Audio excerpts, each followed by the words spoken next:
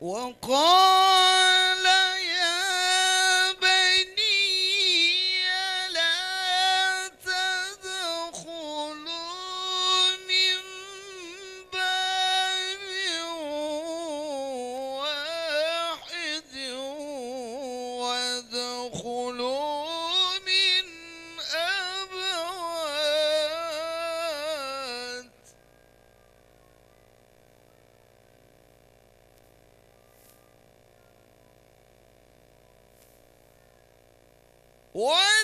وادخلوا من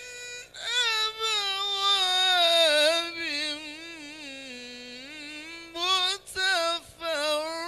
متفرقة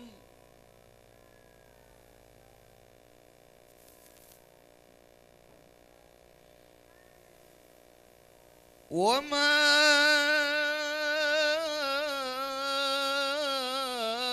أغني عنكم من الله من شيء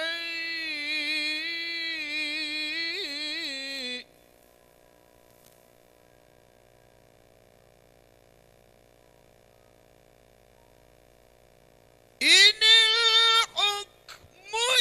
إلا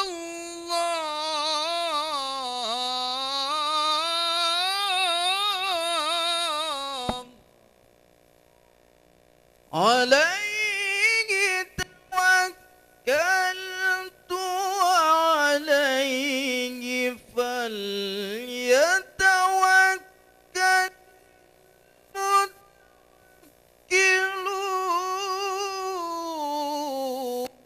المتوكلون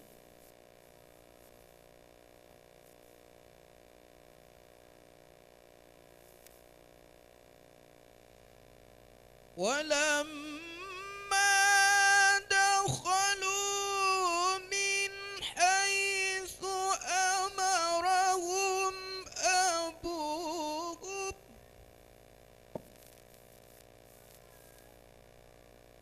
ما كان يغني عنهم من الله من شيء إلا حاجة في نفس يعقوب قضاها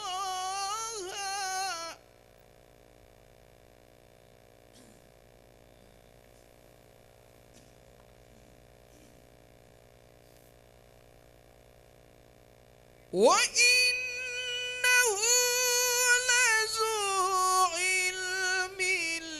لما علمناه ولكن أكثر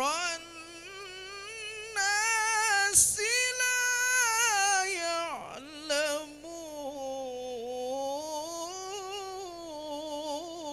يعلمون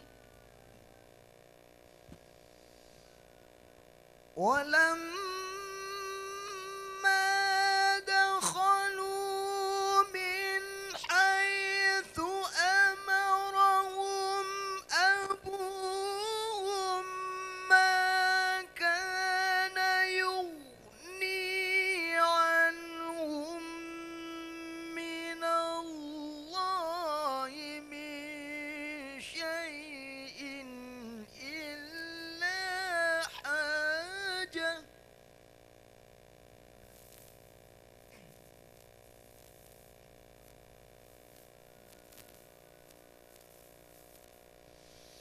إلا حاجة في نفس يعقوب قضاها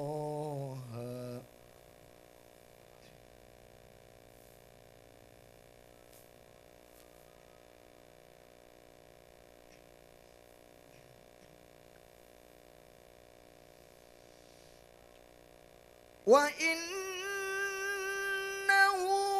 لذو علم لما علمناه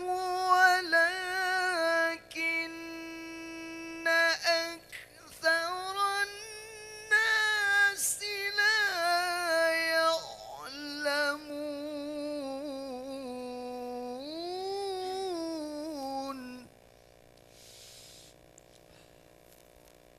ولما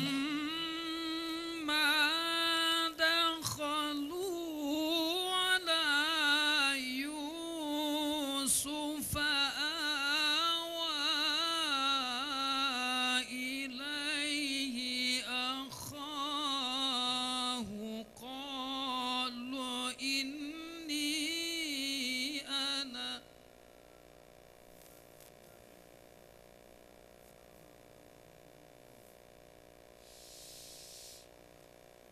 قال إني أنا أخوك فلا تبتئس بما كانوا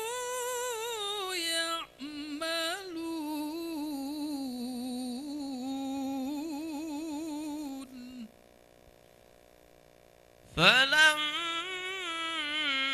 فلما جهزهم بجهازهم جعل السقاية في رحل أخيه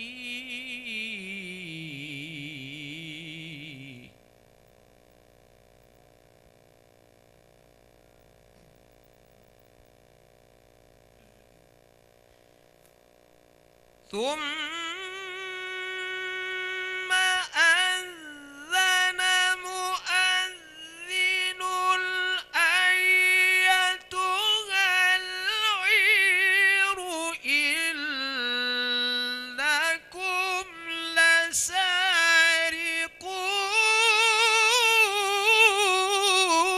لسارقون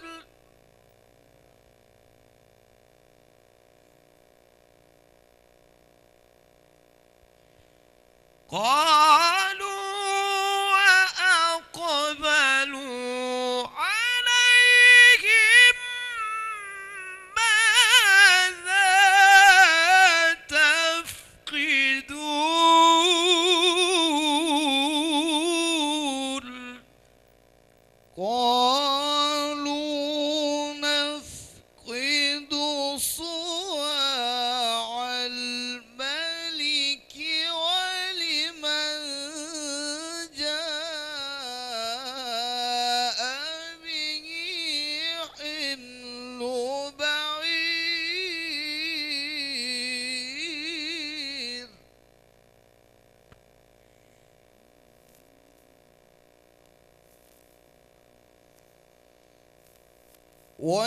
ولمن جاء به حمل بعير وأنا به زعيم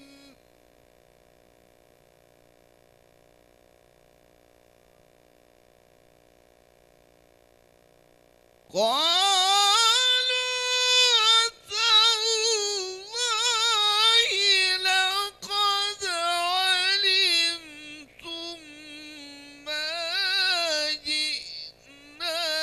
لنفسد في الأرض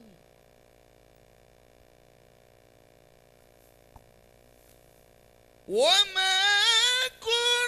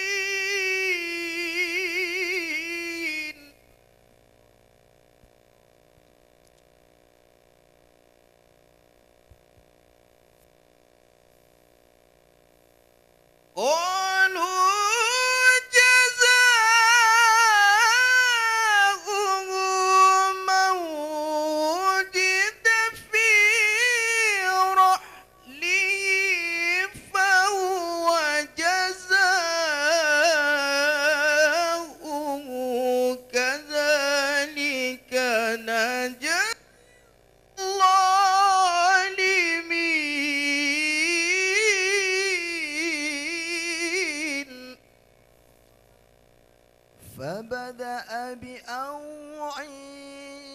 بأوعيتهم قبل وعاء أخيه ثم استخرجها من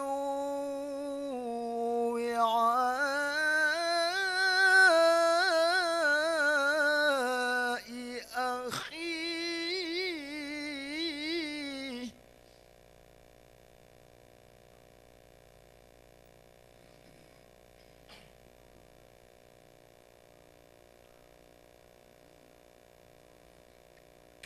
كذلك كدنا ليوسف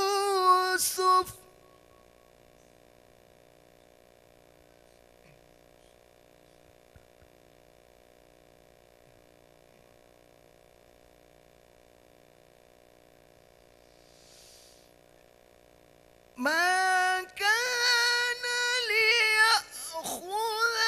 أخاه في دين الملك إلا أن يشاء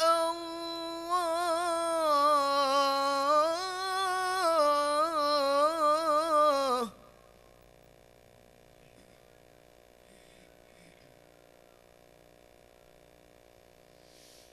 نرفع درجات من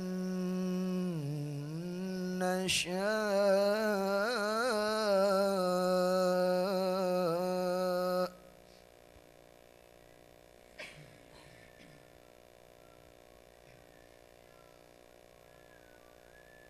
وفوق كل ذي علم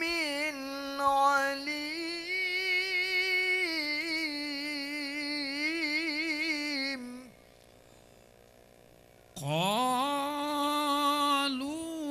قالوا إن يسرق فقد سرق أخ له من قبل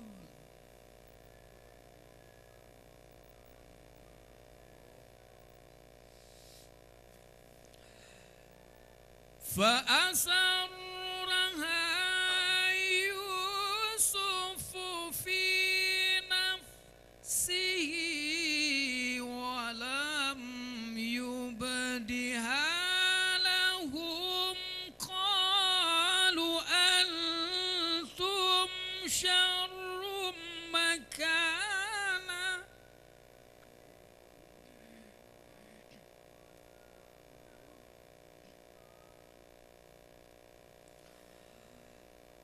قال أنتم شر مكانا والله أعلم بما تصفون قالوا يا أيها العزيز إن له أبا شيخا كبيرا فخذ أحدنا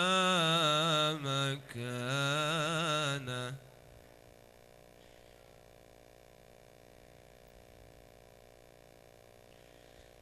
فخذ أحدنا مكانه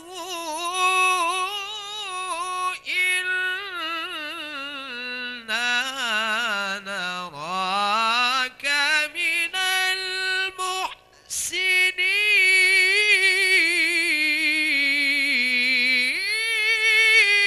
المحسنين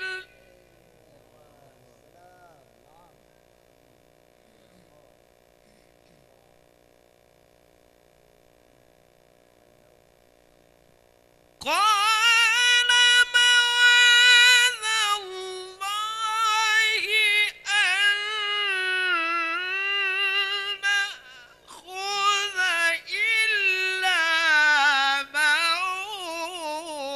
وجدنا متاعنا عنده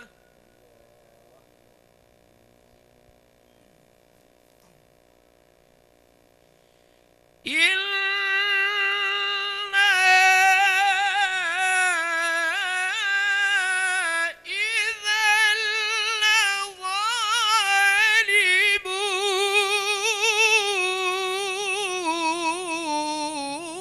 لظالمون فلما استيئسوا منه خلصوا نجيا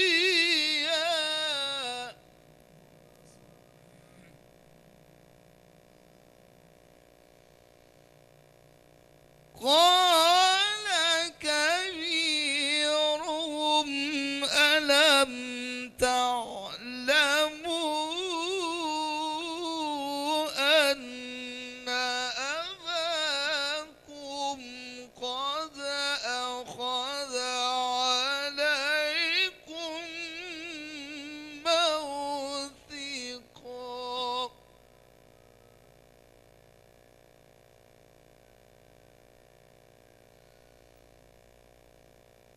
قد أخذ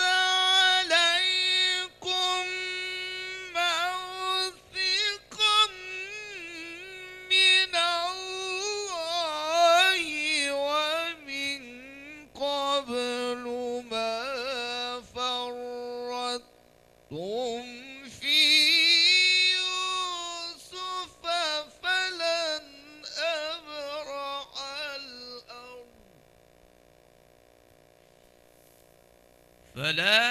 أبرح الأرض حتى يأذن لي أبي أو يحكم الله لي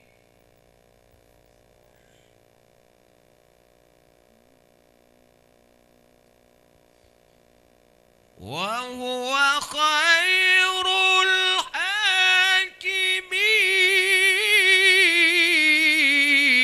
الحاكمين ارجعوا إلى أبيكم فقولوا يا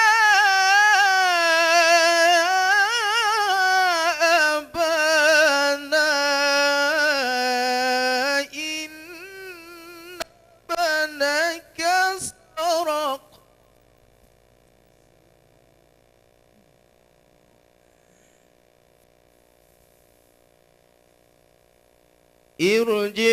ارجعوا إلى أبيكم فقولوا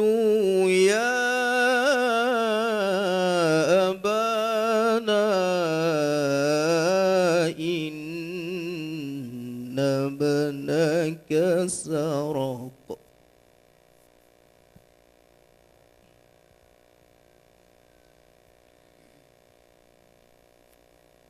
وما